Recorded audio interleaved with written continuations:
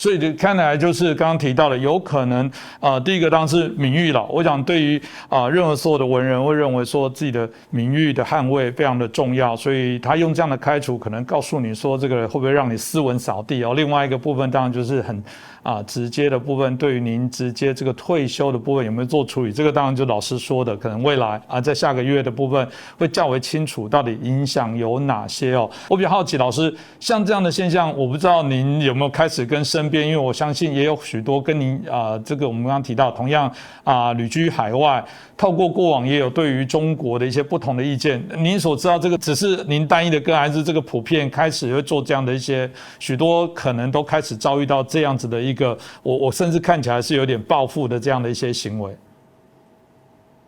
没有什么斯文扫地的问题，因为我呢是19岁我就上山下乡知识青年，所以我不叫知识分子，我们叫知识青年。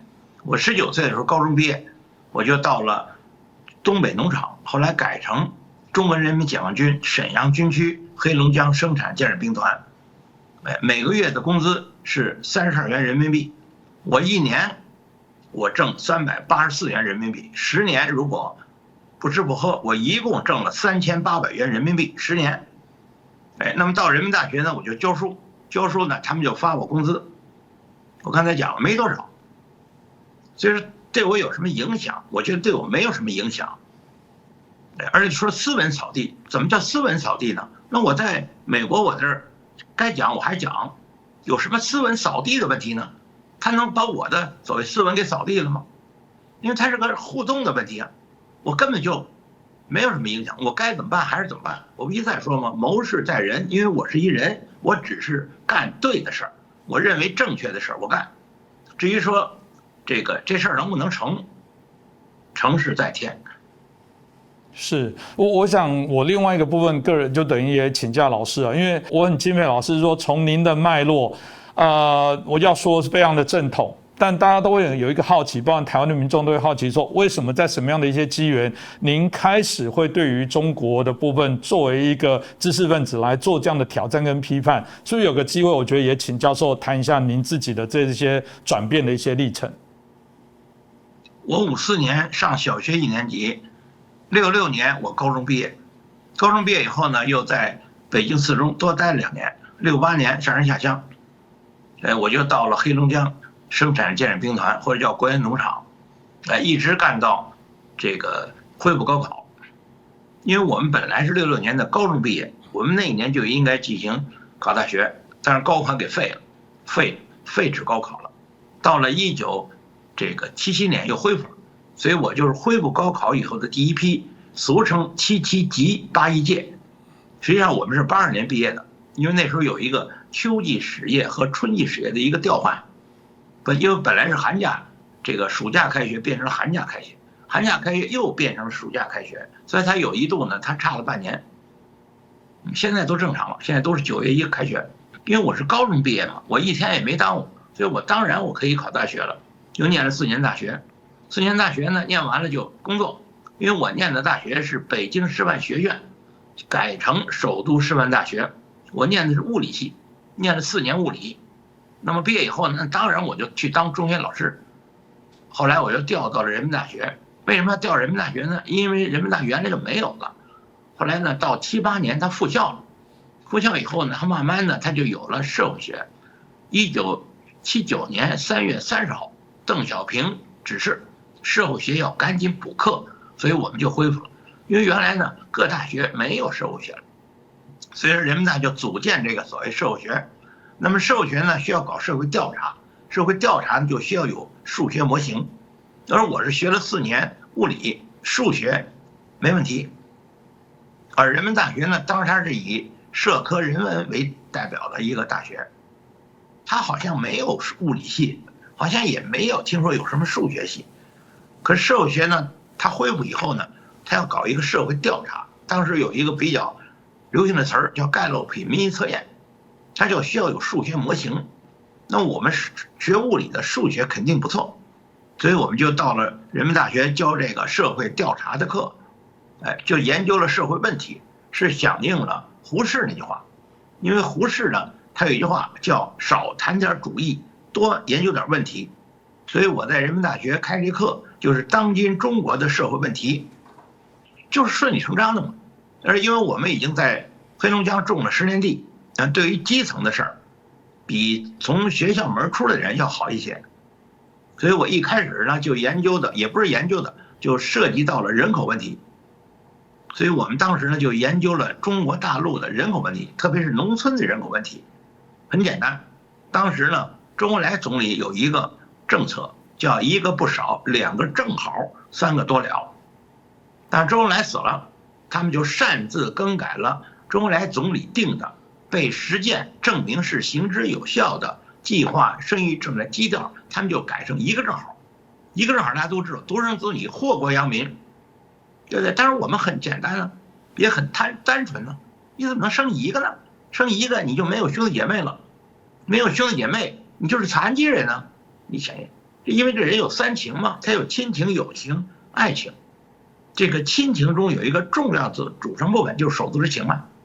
说你大陆你怎么能搞成这么荒唐的这个政策呢？所以我们当时就坚决反对批判这个祸国殃民的独生子女政策。当时我们得到了中共中央书记处农村政策研究室的主任叫杜润生同志的支持。他给了我们一笔经费，我们就搞了中国农村人口问题的调查。我们提出来一个结论，就叫做1对夫妻生2个好孩子，如果你愿意，我们就保证你生1个男孩1个女孩。简单说，用这个精神文明、用制度文明和技术文明3个文明一起抓。所以我们这个战略报到中共中央书记处，就叫儿女双全的新人口战略。只要他有理性的人，他都同意啊，因为这个儿女不是我们提出来的，是广大的老百姓，因为我们搞过调查嘛。调查呢，大概是90%的夫妻都愿意要2孩子，而且他们还愿意要1个孩，1个男孩1个女孩。我就问他为什么，有信教就说圣经嘛，上帝造人的时候就造出一个亚当夏娃来嘛，那不就是一儿一女吗？对，而且中国人造字儿，什么叫好？1个女的帮1个子就是好。所以我就问那个农村人，我说你们为什么要生2孩子呀？而且为什么要生1男1女啊？他们说我们图个好啊。还有人说阴阳平衡啊。所以说这些事儿是完全是顺乎自然，就叫人心所向，天命可知。所以我们就搞了个儿女双全的这个人口战略，就这么简单，没什么复杂的呀。那我到人民大学讲课，那么他们让我到人民大学讲课，我讲的当然就是当今中国的社会问题，一共有10个到12个，顺理成章。而且你讲问题，你当然得说实话了。而且我们是一开始搞的是社会调查，所以我们呢有一个教材叫社会调查研究，那个教材就是我跟王兆忠，我们俩编的这个教材就是电大的教材，就是我们俩编的。所以我们讲这课，我们进行的实践就是每年我们得带着我们的学生全国各地搞社会调查，教材又是我编的，而且我又讲这课。对不对？那当然，这个社会问题我比较了解啊，所以我总结了10个到12个，就这么一个但是你做问题，你当然得说实话了。所以那个时候他让你说实话，比如我们人民大学的大门口就有一块石头叫实事求是，用邓小平的一句话就是解放思想，实事求是，团结一致向前看。当时习近平出任新的一代总书记的时候，他也讲过嘛。叫解放思想，实事求是，与时俱进，团结一致向前看。他加了4个字，与时俱进，当然是没有任何问题了。因为在小平讲话那时候已经20-30年了，但本质没有变。问题是他们现在变了，我实事求是，我讲实话，他们不爱听，所以他们就把我开除了。开除也对我没什么影响，他不就是一电话吗？是，所以我才说，刚刚也好奇请教老师哦，就是说，所以除了这部分来讲，是因为这样子开始有些转折，您最后就觉得开始跟政府就会有许多的一些冲突吗？以至于最后您刚刚选择到美国去，这部分的一些历程又是怎样发生的呢？因为我到美国来呢，因为我呢是已经60岁，我已经退休了，正式退休了，到现在我已经退休了大概15年了。那么退休以后呢，在那个前几年有一个民间组织，华侨，因为世界上的华人大概有5、6千万，他们有很多组织，其中有一个组织，他们评奖，他们就通知我说你那年呢是2017年被评成华人榜，上了华人榜，当时有个奖叫人文奖，他们就给我评了，评了之后就通知我去领奖，到哪儿领啊？他们就通知我到日本东京领奖，我就答应了。在领奖的前几天，他们通知我改地儿了，对，改到美国洛杉矶。那我已经答应人家了，那我就去洛杉矶吧。当然了，道儿远，因为那个奖没有奖金，路费也得自己掏。那我既然我已经答应人家了，东京呢离着北京比较近，洛杉矶呢离着北京可能比较远，那就多花点钱吧。所以我就到洛杉矶领奖，是2017年的10月26号领奖。领完奖之后，有一个所谓的颁奖会，在一个礼堂里装了好几百人，基本都是记者。给我发奖的呢，就是当时加利福尼亚州的众议员赵美心女士，因为她是个美籍华人，而且她还是个议员，给我发的奖。发完奖我就吃完晚饭，我就到了第2天，我就上华盛顿了，因为华盛顿有老朋友。我说既然来美国，咱们就看看嘛，看看老朋友，就这么就来了。来之后呢，人就说你这房子便宜啊。我说那咱就看看嘛。所以有一个朋友的朋友就带我开了2次2层房，第3间房就是我现在住的房，它是个新房，3层，所以我就买了。现在我就住在我这房子里，已经住了4年了，就这么简单。